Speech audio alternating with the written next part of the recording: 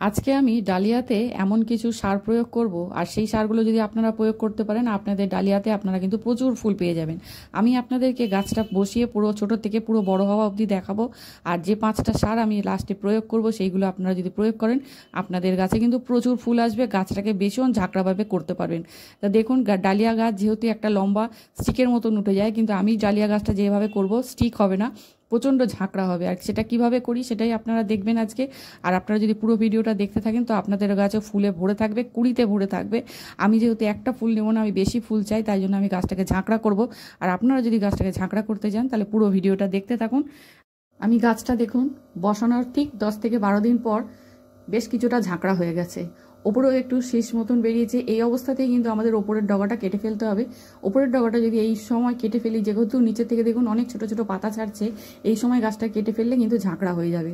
তা আমি যদি গাছটা কেটে ফেলি, এই ওপরের শুধু 2টো পাতা আমি কেটে দেবো, আর বেশি কিছু নয়, 2টো পাতা কেটে দেবো। দেখবেন এরপর থেকে এখান থেকে 4-5টা করে আরও নতুন শাখা বেরোবে। আর যেহেতু একটু নিচে যে পাতাগুলো পোকা লেগে যায় বা একটু দেখবেন এখানে দাগ দাগ হয়ে থাকে, সাদা সাদা দাগ হয়ে থাকে, সেই পাতাগুলো কিন্তু ছিঁড়ে ফেলে দিতে হবে। ওগুলো কোনো কাজের নয়, ওগুলো ছিঁড়ে ফেলে দিতে হবে। আর কিছুদিনের মধ্যেই দেখবেন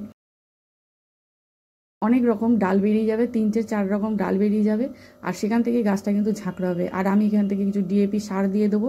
ডিএপি সার দিলে কিন্তু গাছটা বেশ আরও বাড়তে সাহায্য করে। প্রথম দিকে গাছে কিন্তু আমরা ডিএপি সারটা 1 সপ্তাহ অন্তর অন্তর দিতে থাকবো, তাহলে কিন্তু গাছটা দেখবেন খুব তাড়াতাড়ি ঝাঁকড়া হবে। আরও 7 দিন পর দেখুন কি সুন্দর ডালগুলো, ছোট ছোট ডাল যে বেরিয়েছিল বেশ খানিকটা বড় হয়ে গেছে। আমি এটা 8 ইঞ্চির টবে একটা লাগিয়েছি।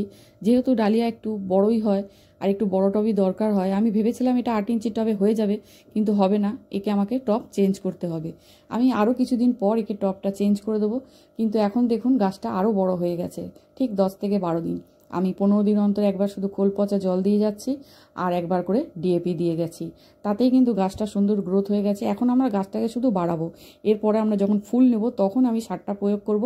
5টা সার একসঙ্গে যুক্ত করে আমি একটা সার দেবো, তাতেই কিন্তু 1 সপ্তাহ পর দেখবেন গাছে প্রচুর কুড়ি এসে যাবে আর প্রচুর ফুল এসে যাবে। এবার দেখুন, আপনাদেরকে আমি বলেছিলাম যে টবটা আমার চেঞ্জ করতে হবে। কি কারণ সেটাই আপনাদেরকে বলবো। টবটা চেঞ্জ করার কারণ হচ্ছে, এখানে দেখতে পাচ্ছেন শিকড়গুলো একদম ওপরে উঠে আসছে, আর জল দিলেই কিন্তু জলটা নিচে নেমে যাচ্ছে। আমি তাতেই বুঝলাম যে আমাকে এবার টবটা চেঞ্জ করতে হবে। প্রচুর শিকড় হয়ে গেছে, ওপর থেকে শিকড় দেখতে পাওয়া যাচ্ছে, আর জল একদমই থাকছে না আটকে, জলটা দিলেই জলটা নেমে যাচ্ছে। এতেই আমাকে বুঝতে হচ্ছে যে এবারে টবটা এর চেঞ্জ করতে হবে। যেহেতু আমি গাছটাকে প্রচুর ঝাঁকড়া করতে যাচ্ছি তাই জন্য, আর ডিএপি দেওয়ার ফলে প্রচুর শিকড় হয়েছে আর প্রচুর গাছটা গ্রোথ হয়েছে। এবার আমি একটা ড্রাম কেটে নিয়েছি, ড্রামের মুখের অংশটা কেটে একটু রং করে নিয়েছি, এতেই আমি বসিয়ে দেবো। আর মধ্যিখানের অংশটা আমি একটা স্ট্যান্ড করে নিয়েছি। এবার আমি এতেই বসিয়ে দেবো ডালিয়াটা। এতে বসানোর পরেই আমি 7 দিন কোনো সার দেবো না, তারপর থেকেই আমি কিন্তু সার দেবো। আর সেই 5টা সার একসাথে মিলিয়ে যেই আমি দেব, তার 7 দিন পরেই আপনারা দেখতে পাবেন গাছের চেহারাটা, আর গাছে কিভাবে কুড়ি আসে, কতটা কুড়ি আসে। দেখুন আমি মাটিটা দিয়ে খানিকটা, টবের ফুটোটা আমি কিছুটা বন্ধ করে নিলাম কাঠের গুঁড়ো দিয়ে, আর এবার আমি মাটি দিয়ে দিচ্ছি। মাটি দিয়ে খুঁচিয়ে আমি এটাকে বার করে নেবো খুব সাবধানে, যাতে খুব একটা শিকড়ে যেন আঘাত না লাগে, আস্তে আস্তে করে বার করে নেবো। আর আপনাদের যদি প্রথমেই আপনারা বড় টবে বসান সেই ক্ষেত্রে কিন্তু আপনাদের টব চেঞ্জ করার দরকার নেই। আমি প্রথমে ছোট টবে বসিয়ে ফেলেছিলাম, তাই আমি টবটা চেঞ্জ করে দিচ্ছি। দেখুন, দেখতেই পাচ্ছেন প্রচুর শিকড় হয়েছে। এটা কিন্তু ডিএপি দেওয়ার ফলে এইরকমভাবে গ্রোথ হয়েছে। প্রথম দিকে কিন্তু গাছ বসানোর সময় প্রচুর পরিমাণে আমরা যেরকম সপ্তাহে সপ্তাহে ডিএপিটা দিয়ে যাই, তাতে কিন্তু আমাদের গাছের গ্রোথ হয়, আর এই জন্যই প্রচুর শিকড় হয়ে যায়। তা আপনারা এইভাবে করতে পারেন। আমি কিছুটা শিকড় ছাড়িয়ে দিলাম, দিয়ে আমি এবারে গাছটাকে বসিয়ে দেবো। মাটিটা কিন্তু যদি আমরা প্রথম দিকে সুন্দর করে করতে পারি তাহলে গাছের গ্রোথ নিয়ে আমাদের কিন্তু ভাবতে হয় না। আমি গাছটা বসানোর সময় প্রথমে যে গাছটা বসিয়েছিলাম সেই টবের মধ্যে কিছুটা কাঠকয়লার যে গুঁড়োগুলো হয় আর বড় বড় যে কাঠকয়লার টুকরোগুলো হয় সেগুলো আমি তার মধ্যে মিলিয়েছিলাম। দেখতে পাচ্ছেন কীরকম বড় বড় কালো কালো টুকরো আছে। এতে কিন্তু গাছে কোনো পোকা লাগে না, মাটিতে পোকা লাগে না, আর গাছের শিকড়ও খুব ভালো হয়।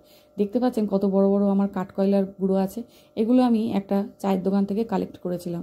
আপনারাও কিন্তু করতে পারেন, এরকম মাটিতে দিতে পারেন, তাহলে কিন্তু গাছের শিকড় খুব ভালো থাকে, একটুও কোনো রোগ পোকা হয় না। দেখতে পাচ্ছেন আমার গাছের পাতাগুলো কোনো পোকা নেই, আর মাঝে মাঝে কিন্তু একটা ফাঙ্গিসাইড তাই বলে ছেড়ে দিলে হবে না, যে কোনো একটা স্প্রে করতে হবে। গাছটা আমি বসিয়ে ভরপুর জল দিয়ে দিলাম টবটা। এবার আমি রেখে দেবো কিছুদিন, তারপর আমি ওই সারটা প্রয়োগ করব। সারগুলোকে একসাথেই দিতে হবে, সারটা একটা একটা করে দিলে হবে না। এতদিনে আমরা একটা একটা করে সার দিয়ে এসেছি। এরপরে আমি যেই গাছটা বসানোর পর আমি যেহেতু এখন ফুল চাইছি, গাছটা আমার বড় হয়ে গেছে, এবার আমি ওই সারটা একসাথে মিলিয়ে আমি দেবো। প্রায় দেখুন 20 দিন পর গাছটার চেহারা দেখে আপনারা বুঝতেই পারছেন গাছটা কতটা পরিমাণে ঝাঁকড়া হয়েছে আর কতগুলো ডাল এসেছে। তাহলে এতগুলো ডাল যদি আমার একটা গাছে আসে, তাহলে বুঝতেই পারছেন ফুল কতগুলো হবে। ফুলগুলো হয়তো একটু ছোট হবে, তবে খুব ছোট হবে না, ভালোই সাইজটা হবে। আর বড় ফুল নিতে গেলে, একটা ফুল নিতে গেলে হয়তো বড় ফুল একটাই হবে। তো আমার দরকার নেই, আমি অনেক ফুল চাই, আমি বড় ফুল চাই না। এবার আমি চলে এলাম খাবারের কথায়। দেখুন এখানে আমি দিয়েছি সুফলা। সুফলা 10-26-26 যেটা হয় সেইটা 1 চামচ। আর কিছুটা নিয়েছি শিং চাচা বা হর্নডাস্ট আপনারা বলতে পারেন। আর এটা বোনমিল, হাড়ের গুঁড়ো। এগুলো সব 1 চামচ 1 চামচ করে আমি পরিমাণে নিয়েছি, একটা পাত্রে মিলিয়ে নেব। এবার আছে সুপার ফসফেট, সাদা সুপার ফসফেট একটা বাটির মধ্যে আমি নিয়েছি, নিয়ে সব কটাকে একসাথে মিলিয়ে নেব। সবগুলো কিন্তু আমি 1 চামচ করে নিয়েছি। এটা আমার 12 ইঞ্চির টব হবে, সেই 12 ইঞ্চির টবের হিসাবে আমি নিচ্ছি। আপনারা আপনাদের টবের হিসাবে আপনারা নেবেন। আমার টবটা প্রায় 12 ইঞ্চির হবে, তাই আমি 2 চামচ দেবো। নিচের কিছু পাতা আছে, আমি এগুলোকে পরিষ্কার করে কেটে দেবো। এর ফলে মাটিটাও তাড়াতাড়ি জল দিলে শুকনো হবে, আর এখানে কিছু পোকার আক্রমণও হবে না। তাই জন্য নিচের কিছুটা পাতা আমি পরিষ্কার করে দেবো। মাঝে মাঝে গাছটাকে একটু ঘুরিয়ে ঘুরিয়ে দেবেন, কারণ একদিকেই যদি গাছটা থাকে রোদ্দুর পায়, তাহলে গাছটা একদিকেই কুড়িটা আসবে, একদিকে কুড়ি ছোট হয়ে যাবে। তাই জন্য গাছটাকে মাঝে মাঝে ঘুরিয়ে ঘুরিয়ে দেবেন। এখানে আমি কিছু পাতা পচা সার বা গোবর সার নিয়ে নিয়েছি, আপনাদের কাছে যেটা থাকবে সেটা দেবেন।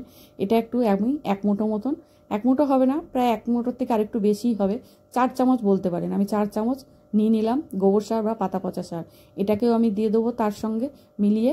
এরপর আমি দিয়ে দেবো আমার ওই স্পেশাল যে 4টে সার আমি মিলিয়েছিলাম সেইটা। এটা কিন্তু দারুণ একটা সার, সব কটা সার একসাথে মিলিয়ে আমি ঠিক গোড়ার থেকে একটু দূরে মাটিতে আমি প্রয়োগ করব।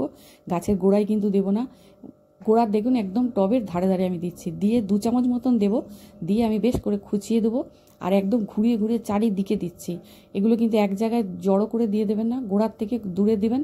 আর ভালো করে খুঁচিয়ে খুঁচিয়ে চারিদিকটা দেবেন। আর গাছটাকে মাঝে মাঝে একটু ঘুরিয়ে দেবেন, তাতে কি হবে ফুলগুলো সবকটা সমান হবে। দিয়ে কিন্তু পরিমাণ মতন একদম জল দিয়ে দিতে হবে। জলটা কিন্তু দিতেই হবে, পরিমাণ মতন জল দিয়ে দিতে হবে। আর এখন আমি কিচ্ছু সার দেবো না, এইভাবেই আমার থাকবে 15 থেকে 20 দিন। আপনারা এইভাবে রেখে দিতে পারেন। আমি 7 দিন পর আপনাদেরকে শুধু গাছটা দেখাচ্ছি। গাছটা শুধু দেখুন, গাছটার চেহারা দেখুন কি সুন্দর। পাতা কিন্তু একদম সবুজ আছে, একটা পাতাতেও কোনো দাগ নেই, কোনো কোঁকড়ানোও নেই পাতাগুলো। আমি কিন্তু একটা করে ফাঙ্গিসাইড বা নিম অয়েল আপনাদের কাছে যা আছে আপনারা সেটা কিন্তু স্প্রে করবেন। তাতে কি হবে, পোকার আক্রমণটা হবে না। আর পোকার আক্রমণ একবার হয়ে গেলে কিন্তু সেই গাছকে রিকভার করা খুব মুশকিল হয়ে যায়। তাই দেখতে পাচ্ছেন আপনারা গাছে কিন্তু কুড়ি চলে এসেছে। ভীষণ ভালো একটা খাবার, আপনারা কিন্তু এইভাবে করতে পারেন। ভীষণ ভালো খাবার। আর ফুলগুলো কীরকম সাইজ হয় আর কীরকম কালার হয় সেগুলো তো আপনাদের সঙ্গে আমি পরে শেয়ার করবই। এই ভিডিওটা বানাতে আমার প্রায় 1.5 থেকে 2 মাস সময় লেগে গেছে, একদম ছোট চারা থেকে এই কুড়ি আনা অবধি। তা ভিডিওটা আপনাদের কেমন লাগলো, আর আপনাদের কমেন্ট আমার ভীষণ দরকার, আপনারা একটু জানাবেন আমাকে। আপনাদের ভালো লাগলে একটা লাইক অবশ্যই করবেন। এই ডালিয়াটা কীরকম ফুল ফুটলো আর কটা ফুল ফুটলো, কীরকম কালার হলো সেটা যদি দেখতে হয়, তাহলে কিন্তু আমার এই চ্যানেলে আপনাদেরকে সাবস্ক্রাইব করে থাকতেই হবে। আর ভিডিওটা ভালো লাগলে অবশ্যই একটা লাইক করবেন।